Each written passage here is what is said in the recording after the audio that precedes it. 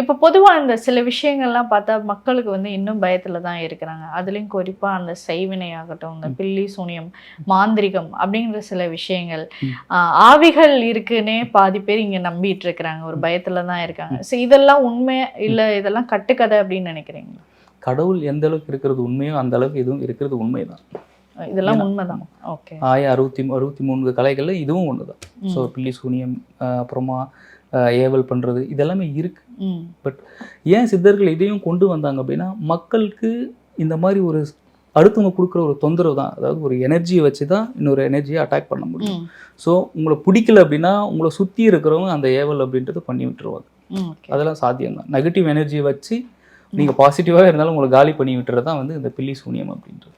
But அது ஏன் உங்களுக்கு அட்டாக் ஆகுது அப்படின்னா, உடல் அளவாக உங்களுடைய ஆன்மாவுடைய சக்தி அளவு குறைவாக இருந்துச்சுன்னா உங்களுக்கு அந்த இஷ்யூ அப்படின்றது நேரடியாக அடித்து தாக்கும்.